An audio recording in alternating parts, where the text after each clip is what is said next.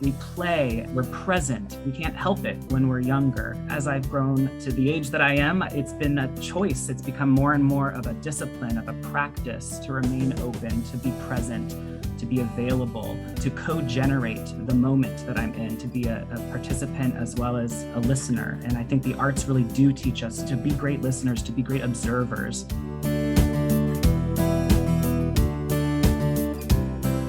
At Home with Growing Older is a nonprofit organization which believes in peer learning and creating discussions which bring the lens of aging to a variety of topics. At Home with Growing Older is proud to be your host of At Home on Air, a bi-weekly radio hour offering connection, community, and knowledge to our participants remotely. Now, we invite you to listen and learn from this live recorded episode of At Home on Air.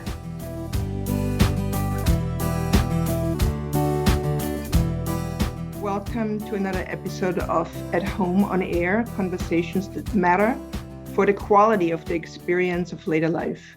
I am Susie Stadler, an architect and the executive director of At Home with Growing Older, a community learning platform and the producer of this program. Evan Johnson, program director at Lake Merritt Independent Senior Living, playwright, performer, creative producer, teaching artist, and community builder is our guest. And Donna Schemp, one of the founding members of At Home with Growing Older, a geriatric care manager and the person with the best laughter in our group, will be the host. I can't imagine a better match. Welcome, Evan and Donna. Thank you so much for being in a conversation about the role of art in later life and Evan's unique approach to it. Art, creative engagement, and the chance to play are proven pillars of wellness. Before we start, I just wanted to remind everyone of our format. Evan and Donna will talk for about 30 minutes, and then we'll open up the conversation for audience Q&A. So let's jump in.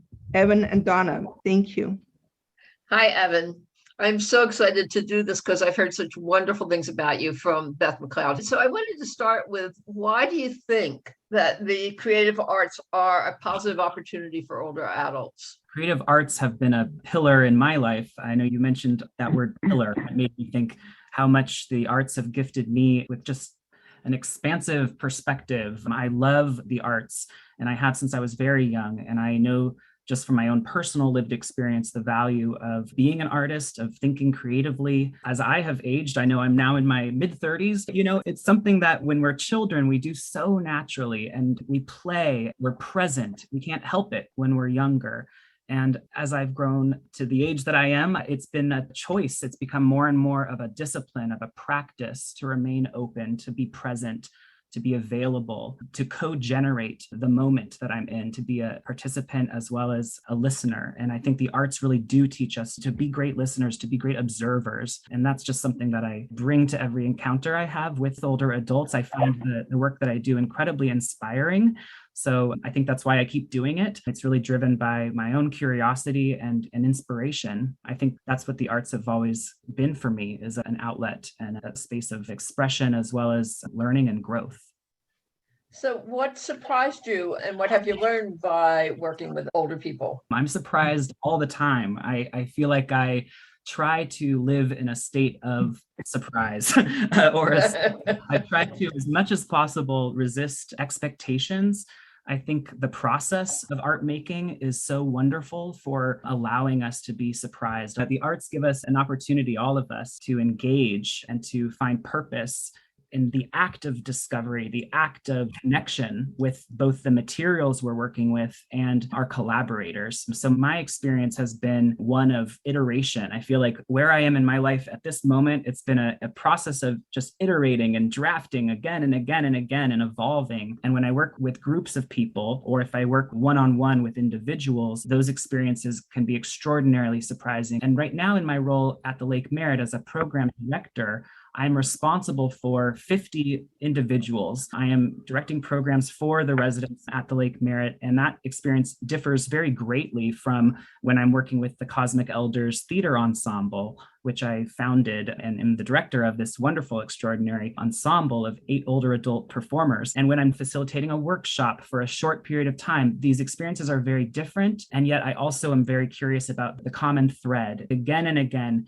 it is about listening and about engaging with the people in the room. I have this idea about facilitating groups that every group is the perfect group. It's kind of coming from my experience from the theater as an actor, that every audience is the perfect audience, that's where you're getting the most immediate information from. You can't show up expecting to deliver something or be seen in any specific way. You have to really be available to the people in the room, and they're going to actually give you so much. And I really think that anything I do comes from this sort of generosity. I want to serve the group that I'm with. And I'm also so hungry to learn about people. I'm endlessly fascinated by people and their stories. So older adults, just like anybody, children, people of any age, are intriguing to me.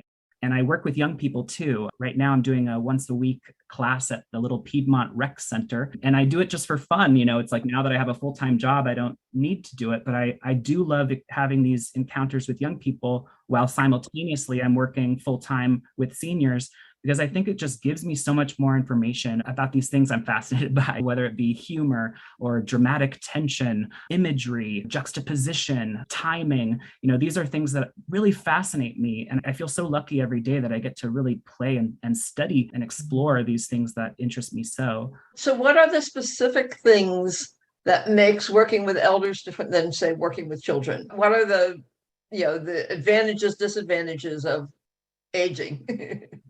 Well, certainly their experiences, their lived experiences, and where people are arriving in a state of play or in a state of, group creativity.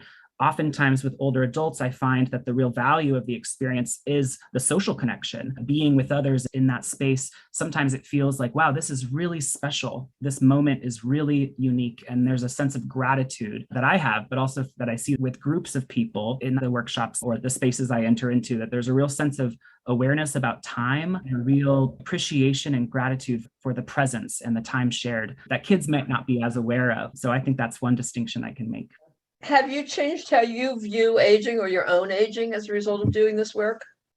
Yes, absolutely. I wasn't really fortunate in that way to have older adults in my life as a young person. I grew up without grandparents. And actually, it was in the theater working on productions, local community theater productions, that I was really, for the first time, I guess teachers as well through grade school, but really being a part of a production, like say Wizard of Oz at Theater El Dorado with the Cowardly Lion who was in his 60s, and working with actors who had more experience than I. There was such reverence and such respect for the performers who had that much more stage time. So I was really attracted to that. And I think I've always been someone who kind of revered folks who had more experience than I did, and listening to the stories and connecting to someone through a shared interest, which was theater, still is theater. I think that's what allows me to kind of show up, feel like I might have something to offer, because I know I love theater and I know I have a passion for it. And I know that I can bring that to the spaces that I enter into. So explain to us about Cosmic Elders and the Toronto Project. What are they and what are you doing? Well, the Cosmic Elders began kind of as a result naturally from an improv group. I was working for San Francisco Recreation and Parks Department, and I was teaching kids classes for about 9 years. We had developed a kids theater company called the Junior Acting Troupe. We were doing 2 productions a year, one in the fall, one in the spring, and that was going well. And my supervisor said, why don't we explore senior programming? And she saw that there really was a lack of theater arts for older people. So she had that great foresight. And I said, well, let's start with an improv group and see who we get. After a couple of years of running a weekly improv group with seniors, there was a core group of folks that had just kind of gelled. And I posed the question one day, hey, would you guys be interested in performing publicly? And there was enough interest that I thought, well, let's call this something else, because I knew that the value of a drop-in improv group was there. But I also wanted to create another space for us to develop theater together and to rehearse projects and to do it with the idea that we're going to be sharing it publicly at some point. So that's where that started. It became a performance group as opposed to a play group. Yeah, that's correct. So that's how the group formed. Before the pandemic, we had a showcase at the Harvey Milk Center in San Francisco, and I invited several other creative aging groups working with older adults to come and share. We had My Life, My Stories. They had some storytellers. We had the community music centers, older adult chorus come and sing.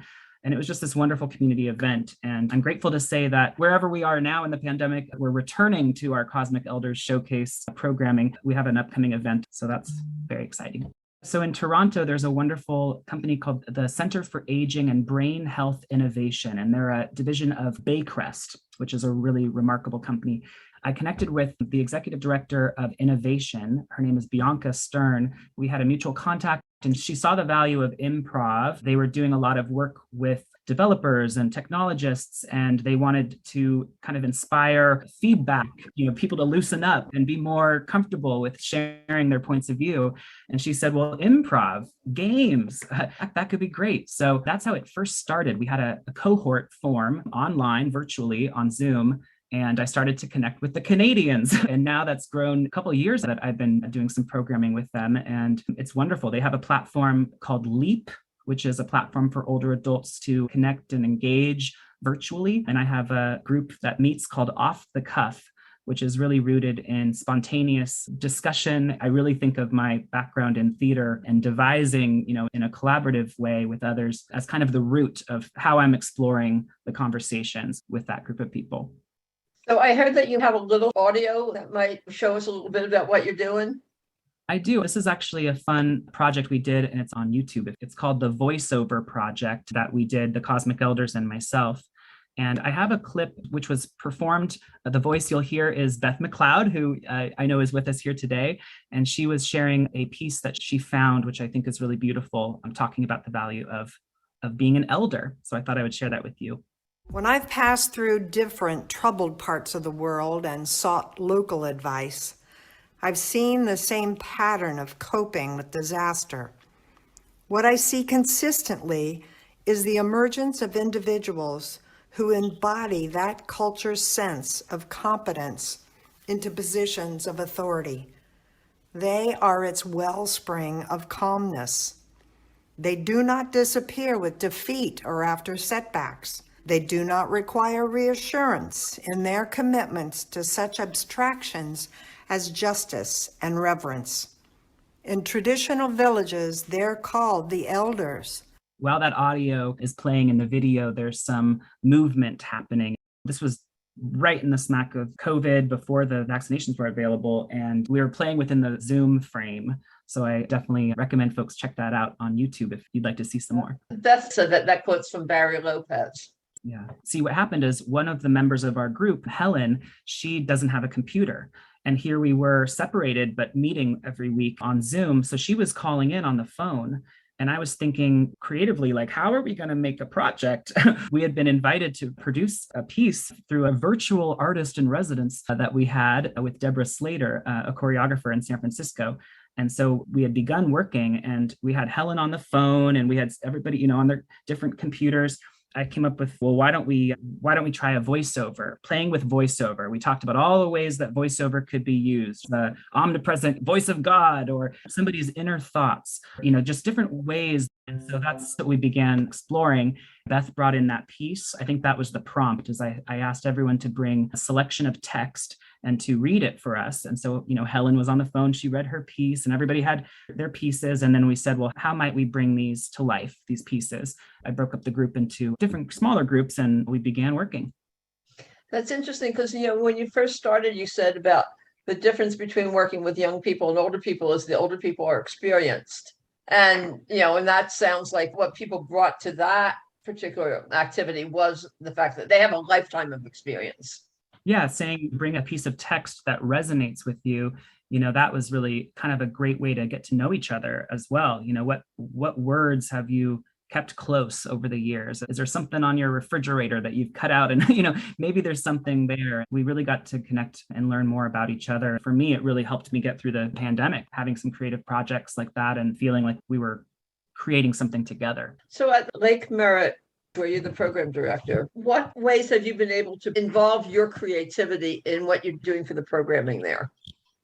Yeah, so it used to be the Lake Merritt Hotel. It was built in 1924. It's this beautiful piece of property right on the lake in Oakland. And now it's the Lake Merritt Independent Senior Living, is a community of older adults living together, and all of the apartments are situated there in the building. We also have a beautiful event space, which is where the residents eat, and there's a stage. And so I get to program live performances, classes, presenters, discussion groups, and it's a very small team. But it really is me and the residents in a constant state of creativity. Every month I make the calendar and it's like a masterpiece, my work of art. No, but I'm always getting feedback and trying to make adjustments and see how it can really reach the specific people that are living there. I have this community of people that I get to focus on in this way, and bringing people in from the outside community, thinking about people's lived experiences and how I can leverage those experiences for programming. We have a resident who he's a retired publisher, and he worked for this alternative press. He published books by Robert Anton Wilson and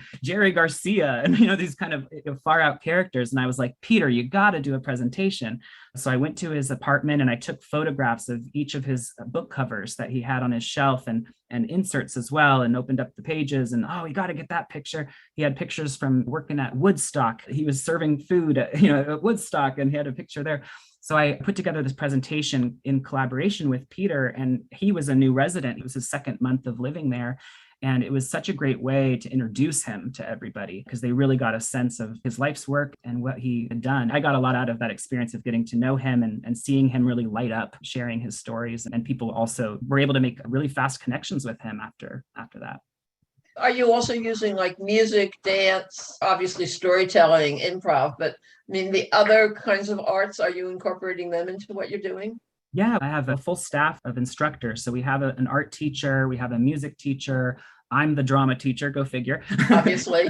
Now we have a drama club, and right now we're exploring scripts. We have kind of like a book group of plays that we're reading, and then finding selections that we find interesting. And I'm making copies, and we're doing readings right now. And then, we've got health and fitness classes, walking groups. We do arts and culture. I mean, you name it. I drive a huge Mercedes Sprinter van that seats 12. So sometimes I'm a bus driver.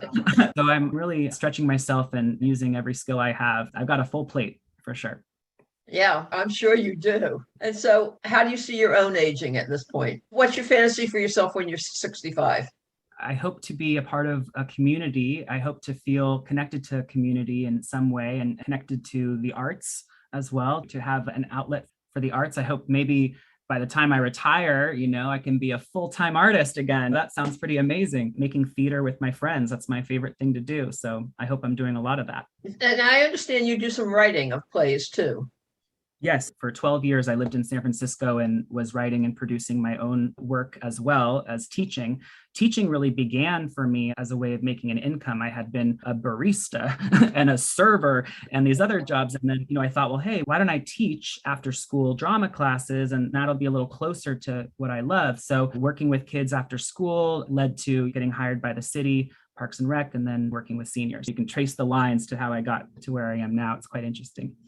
So with that, we should look at what comments and questions have come up.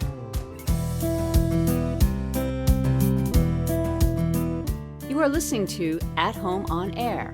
We are now switching to questions by participating audience members in this recorded live episode. If you want a chance to ask your question, visit us at athomewithgrowingolder.org and register for the next live episode.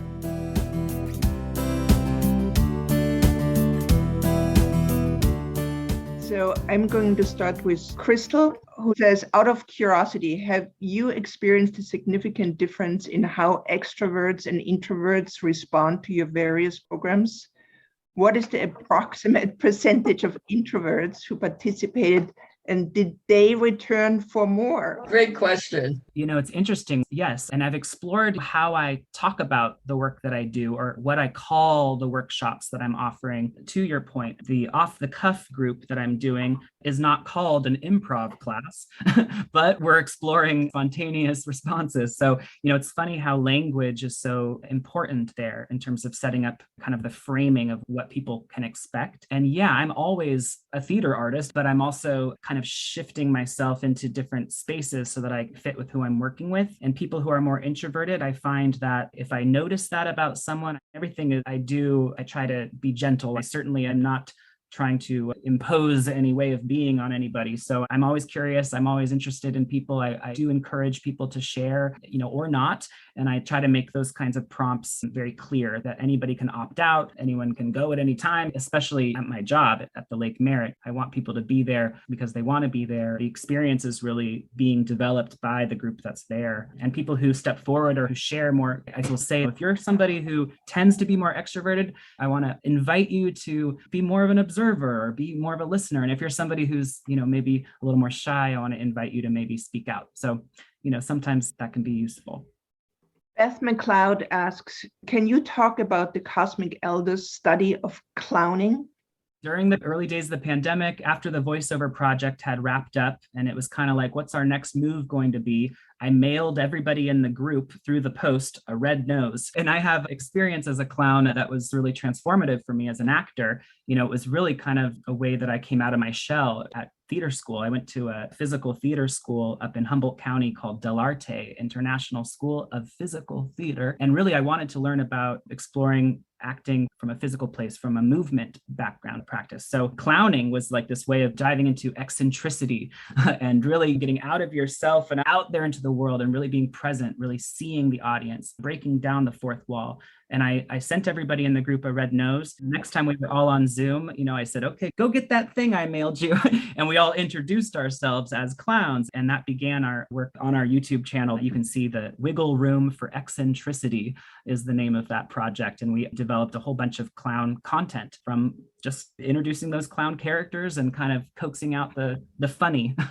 And also, I will encourage everyone to go to the YouTube channel and watch the Cosmic Elders. Thank you, Donna. I was just thinking in terms of eccentricity, it seems like this is something older adults lean towards anyway, so it should be quite a natural.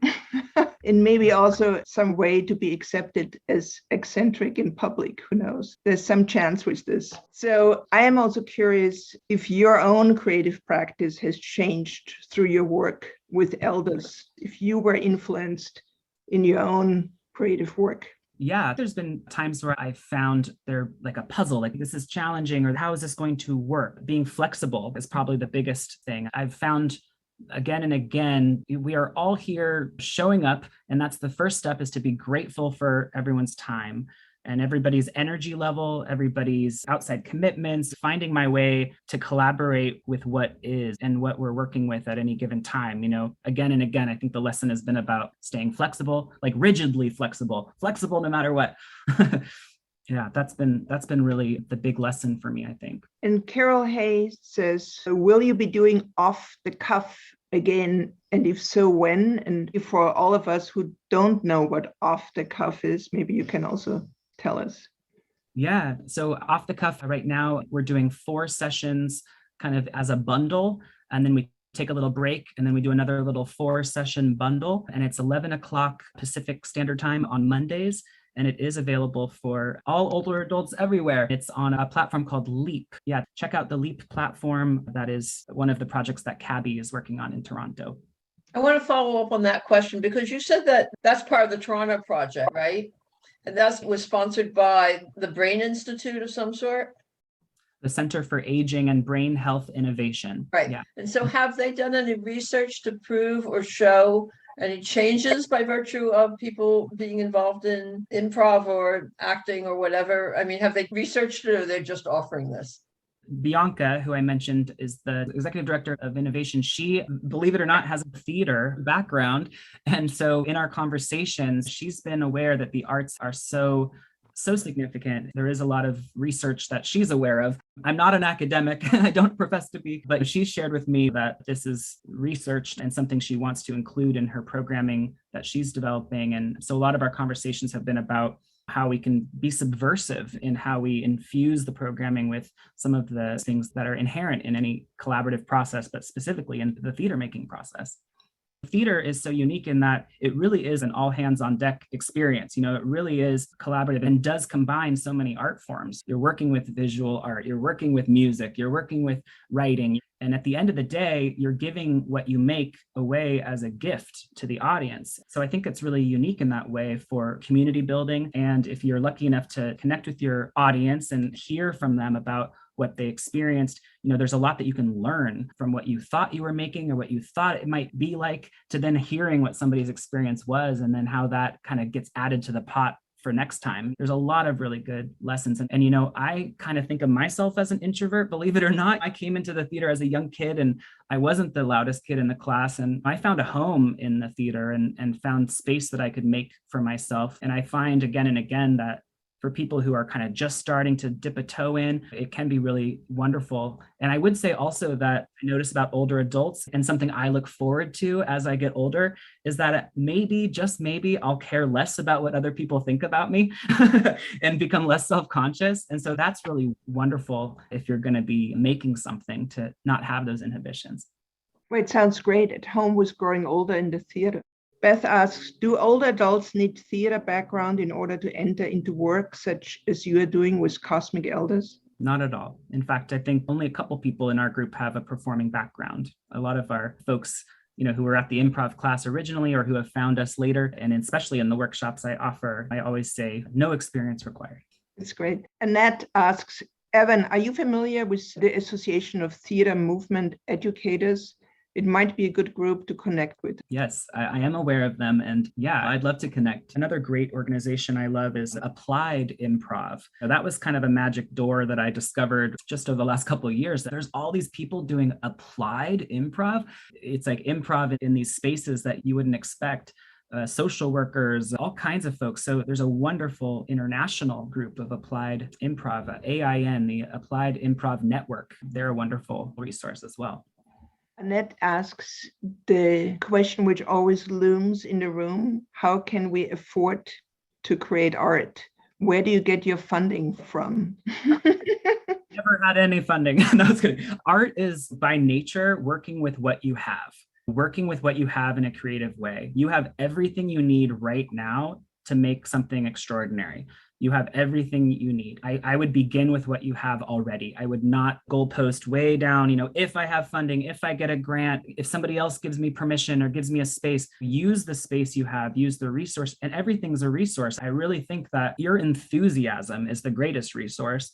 One of my early shows I made with my friend Jamie back when I was like 18 or 19, we had a show called The Hello Show, and we made all these characters just from clothes that we found. We gave ourselves $20. We went to a thrift store, and it was like, find some clothes you would never yourself wear and make a character. For $20, we had all these ridiculous clothes, but all those characters became the show. Each character came up to the mic and shared what they had to say, and then the next one came. But it was just a really fun process. Some of my most wonderful and rewarding experiences have been shoestring, to say the least, working with what you have. I wish we could all have seen the Hello program. It sounds great.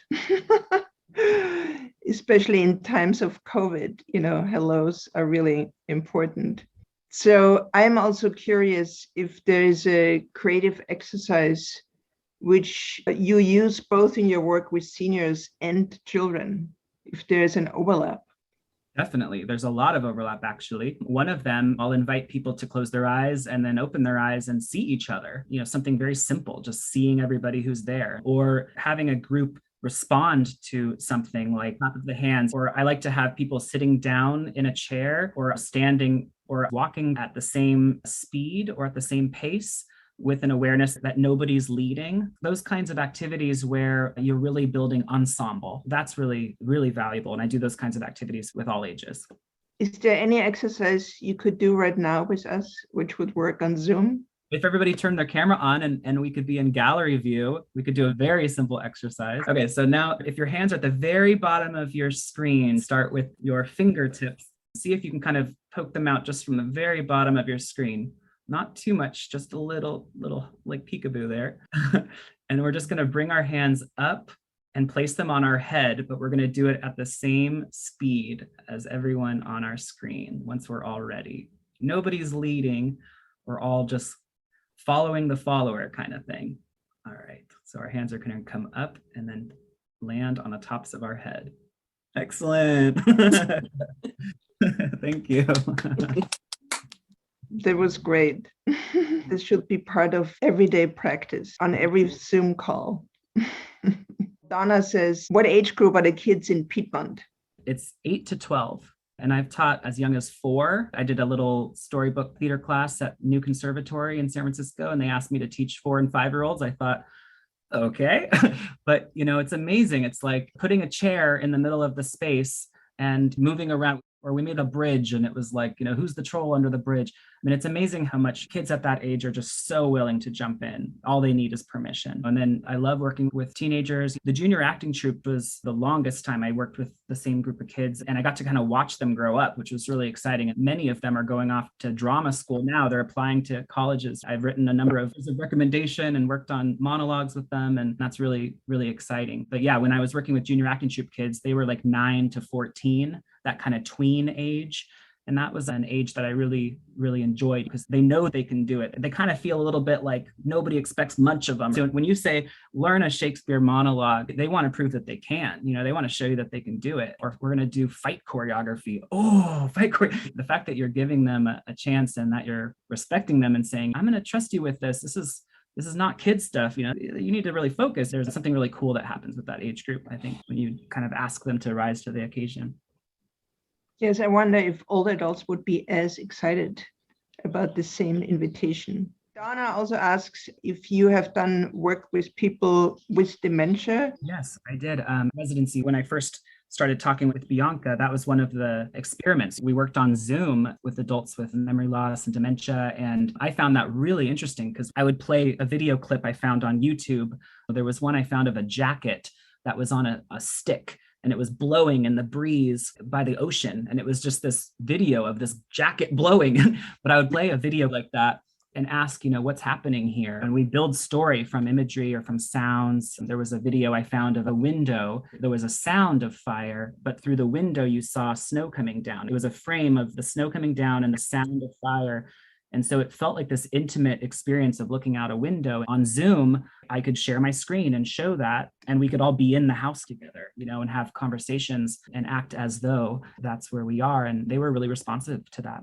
It was really, really interesting. Will we be able to attend the performance you mentioned in May of Cosmic Elders? Yes, and it's going to be from 2:00 to 4:00 at the Harvey Milk Center on May 15th. Thank you, Evan. I also want to remind everybody that At Home with Growing Older is planning its next agein event on June 4th. And it's all about elder wisdom, which is often an overlooked resource in these trying times. And I think it will be a really interesting conversation between young and old and bring these voices together and help us learn how to learn with and from each other. Storytelling is an important part of it. And that's exactly what you do so much in your work, Evan. So thank you, everybody. Thanks for being here. Thank you, Evan. Thank you, Donna. Thank you all who participated. Really, really, really fun. And, I know that you have a lot of fun doing it, which is what comes across. And that's so delightful. Thank you for inviting me. Have a good evening, everybody. Bye-bye.